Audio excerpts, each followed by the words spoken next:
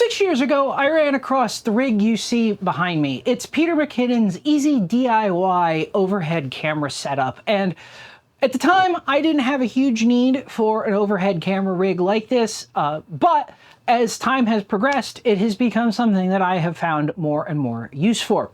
Now, again, back at the time when I tried this, I found that I didn't really like it. It shook too much. It didn't really give me the kind of shot I was looking for, and because I didn't need it that badly, I kind of just shelved the whole idea. As I said, times have changed. I need an overhead camera for certain things, but not enough to warrant justifying the expense for a proper jib or crane rig or the infrastructure to have an actual overhead or ceiling mounted camera rig. So I am back looking at Peter McKinnon's setup. Only I'm doing it the way I always do things. I'm going to be massively overthinking all of the systems and functions in this to try and extract the maximum amount of stability possible out of it. So the first part about this and the core of this whole project is one of these, a C-stand. Think of it as an overgrown light stand for the cinematography world, capable of holding 25 pounds. Some of them are even rated up to 49 pounds. This thing is capable of holding all the weight that our camera and counterweight can have, or would normally have, at least for reasonable size cameras and counterweights, plus.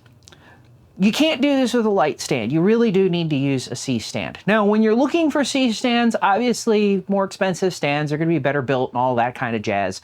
But the thing that's really the most important part to all of this is simply the footprint. How big around or how big far out do the legs go so that when you are or holding an off-balance load or an off-center load, that gives you the most stability. We are, of course, going to sandbag and weight this down so that that's going to increase the stability, but as with anything, starting with the most stability is going to get you the most stability overall. So the next part is the rod clamp, or also known as knuckles. They go by a lot of names, and I just put a video out recently talking about the different kinds of these that are on the market, whether they're mechanical or friction-based, and how to use them in general. For this application, I prefer these mechanical-based ones from Newer. So these positively lock into position with a rosette of gear teeth. There's no friction involved in this mount, and they will keep the camera, or crossbar in this case, level or in the position you lock it in, regardless of whether it's front heavy or back heavy or put the right way on, around, or otherwise. So that takes care of the stand and the clamp. Next question is, or the next part is this. The crossbar. Now, these are hollow steel tubes, best I can tell. Even the cheap ones are going to still be hollow steel tubes. They have ends put on them. I have no idea how these ends are attached. The ends, in some cases, are drilled and pinned, and you can actually see the pin holding the end in. And that pin is going to keep that end from rotating. It's going to keep the end from pulling out. It's going to keep the end firmly in place. However, with these rods, or this rod specifically, I have no idea how that end is put in and attached. So we are going to use a regular crossbar for this, and we are going to run this through our clamp, and we are going to just about center this, and I'm going to pull this back so that we can see what's going on. And of course, the standard C-stand rules apply. So your longest, tallest leg is going to be the leg that's out under the load. That's how you're going to line this up. That's the leg you're going to put your sandbag on to maximize the weight or the stability of this whole thing. Now, you noticed this crossbar does have threads on the end, and I could, in theory, just thread my tripod head right on the end of the bar. I don't recommend doing this. The reason I don't recommend doing this all comes down to I don't know how this end is attached. I'm going to be hanging thousands of dollars potentially, almost $10,000 potentially in some cases, worth of camera gear off the end of this stand. I don't really want it to fall. I don't want the end to pop out. I don't want the end to rotate. This may be being done on a budget, but I don't want to do it on a budget that breaks stuff.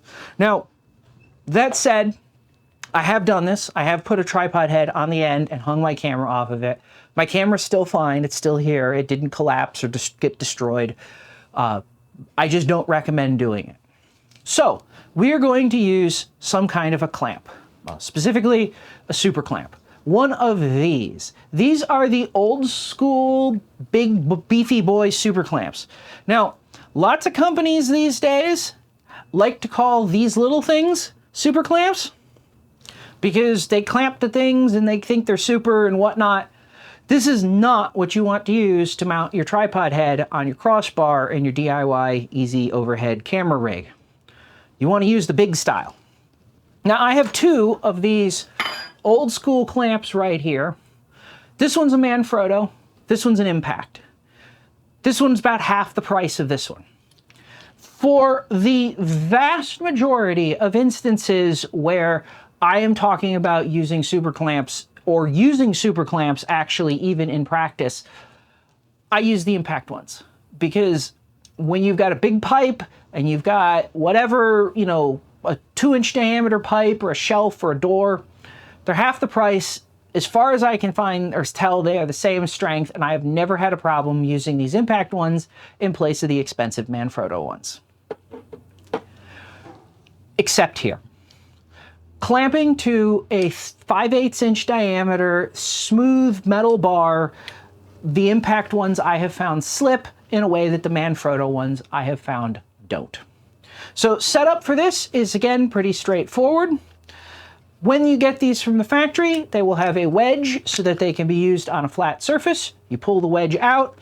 Don't be tempted to throw the wedge in a bag or away or out the door or in the trash or whatever. These are actually designed, or the wedges are designed, so that you can snap the wedges on under the tension screw here on the back.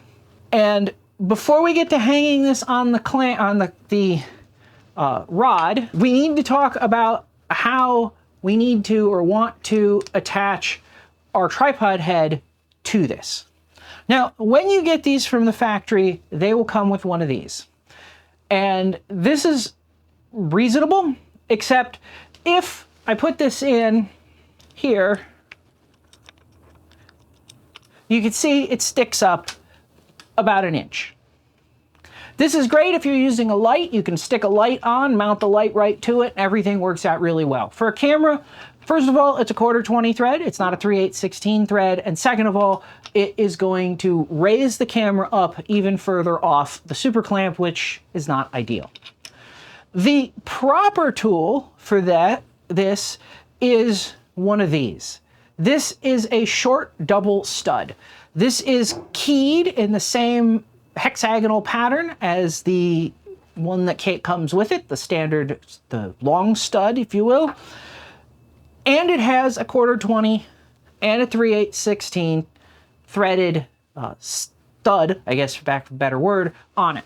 Now the keying here keeps this from rotating without you having to absolutely gronk the crap out of this connection here to hold it in place. It keys into a hexagonal socket on the clamp, and that keeps everything in the right orientation. Additionally, these clamps have this silver push button here. So these are designed, they won't fall out without having pushed the push button. So you have to push the push button to lock them in, and you have to push the button again to get them out.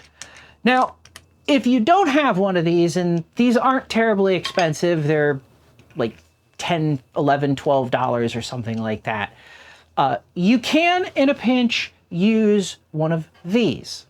This is a double-ended spigot, and it's used in a umbrella adapter. This one's specifically by Manfrotto, and it's used in an umbrella adapter to mount something on one of the ends. Like the proper double-sided or double-ended stud, it too also locks in. You have to push the button to get it to lock in, and it will stay retained. However, because it lacks the hexagonal keying, it does need to have the lock position tightened down extremely tight to keep it from sliding or rotating when you have a load on it. So with our stud in place, we can then attach any kind of ball head. Simple.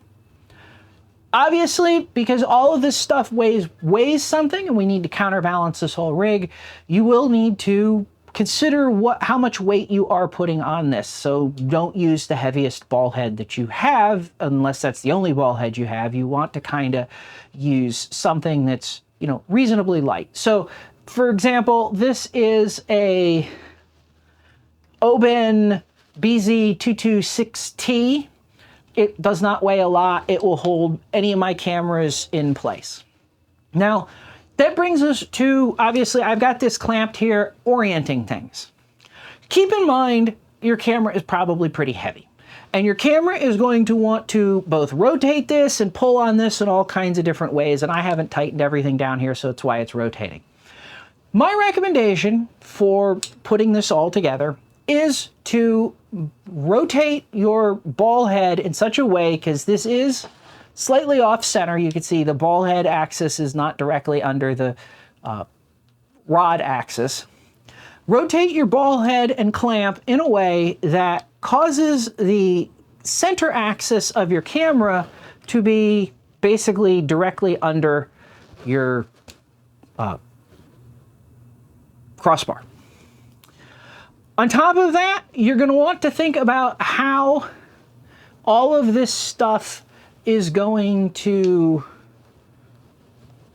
work out in terms of weights and torques.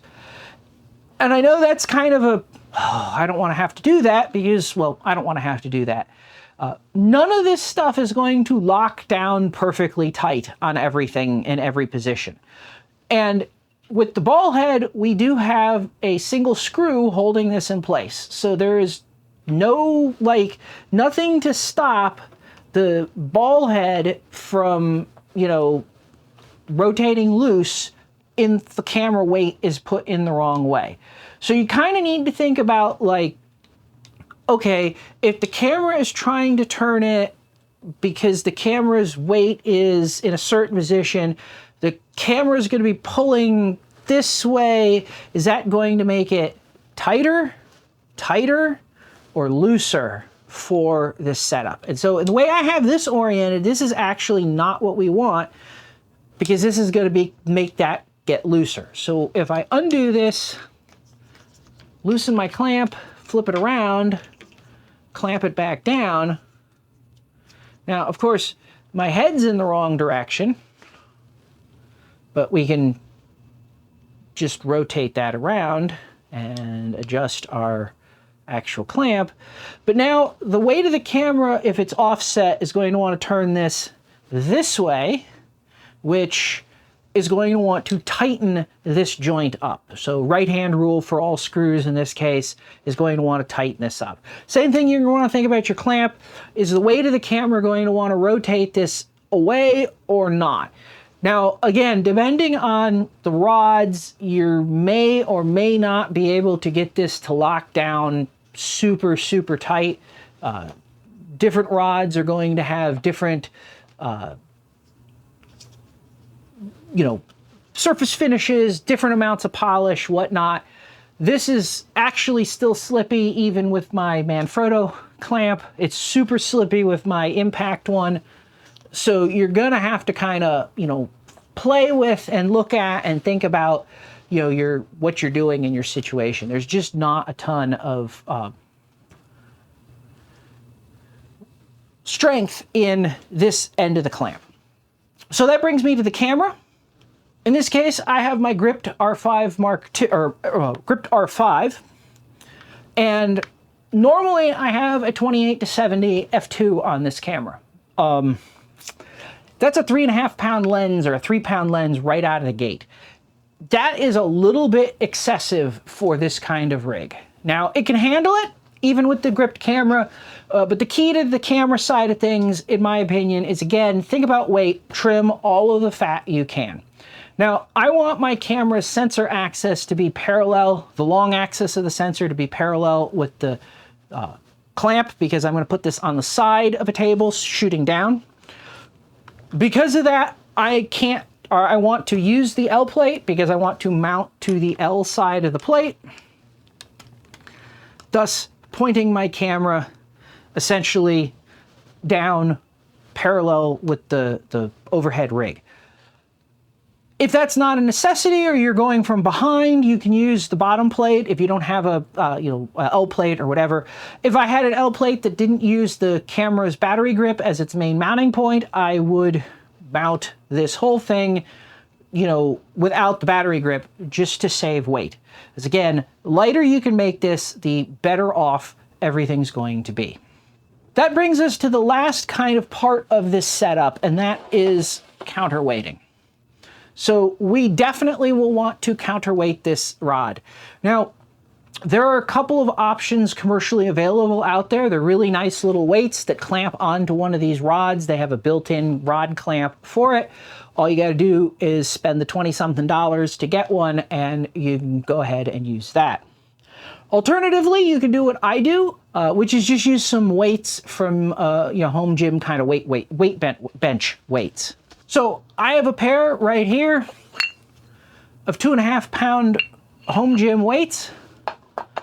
I will just stick them on the end of the rod. And now, if you have these not so super clamps or these little clamps, this is a great place to use a couple of those to secure your weights so that they don't fall off, cause problems, drop on somebody's foot, get somebody hurt, whatever. And I would also go so far, if you have one of these kind of A-clamps or whatever they call them, to just clamp the weights together so this whole thing just doesn't move and make a lot of noise. So this is your whole overhead easy DIY rig. Camera, weights, etc.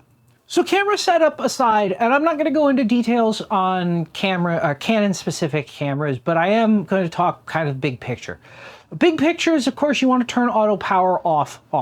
As I said, Wi-Fi is a great way to connect and command your cameras. Most cameras require you to be able to access the camera, or require you to physically access the camera to enable or disable the wireless connection. And if your mobile device or the camera goes offline or turns off at some point during the shoot, you can't reestablish that connection without physically accessing the camera. This isn't always the case. There are some instances where you can promote, say, a Bluetooth connection into a full Wi-Fi connection. But in general, you want to make sure that you have power off disabled both on your camera and on your tablet. At least on Canon cameras, the viewfinder off and the EVF off doesn't matter. It's just the power settings that are relevant. So that's the only thing you really need to take care of there. Now, one of the reasons that I like Wi-Fi as a communication or control operation for this is because you can control the autofocus from your mobile device. So you want to be able, and this is sort of the bigger picture in some respects in this case, which is you want to be able to put your tablet or your phone that you're using to control the camera somewhere accessible, but you also need to have a screen that you can easily see. And my recommendation, whichever way you end up going about doing it, is that you want to put your display somewhere that's in front of where you're going to be looking. Now, if you have a teleprompter, and you can put the screen up on the teleprompter where you're going to be looking at, for your video anyway, that will work. You could put it under the teleprompter, you could put it at the edge of the table you're working on, however you want to do it, but you want to have it in the line of your vision, because what you don't want to have to do is you've got something that you're trying to do your overhead shot of, and you have to do this to try and figure out where it is in the frame. You want to be able to look at framing right ahead of you. Now, like I said, that means that controlling the focus may be difficult because you don't necessarily also want to have to reach across to hit the focus on your tablet or phone. So ideally, you'd have your tablet or phone controlling something off to a side out of the way and another screen in front of you. That's part of the reason, or the primary reason, why I have both HDMI and USB power delivery and I'm using Wi-Fi, in all three cases to control my camera in these kinds of settings. On top of that, you're going to probably want to turn servo focus off. It depends exactly on what you're doing, and this is also one of those your mileage may vary type of things. But if you are trying to consistently hit certain points with your focus, you're going to want to have servo focus turned off so that you can just manually focus when the camera or on the thing that you want to focus on. Again, this could be done remotely, this could be done with your tablet, this could be done with focus motors or something like that. Now, one of the biggest downsides to this whole setup is that it shakes. You can see the camera is still vibrating in front of me. So once this is actually set up and in a position, you do not want to touch this rig at all, or it will vibrate and you will have an issue with your footage. And that's, again, another reason for the whole Wi-Fi remote control thing in this kind of situation.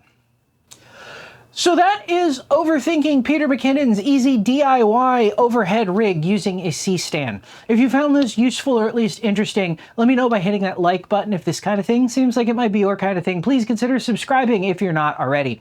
Finally, if you'd like to help and support this channel, you can help us for free by liking, leaving a comment with your tips or experience, and sharing this on social networks to your peers and friends who may also find this useful or interesting. And you can support us directly by hitting that thanks button or buying yourself something you've always wanted from one of the affiliate links in the description below. And as always, thanks for watching, and I'll see you next time.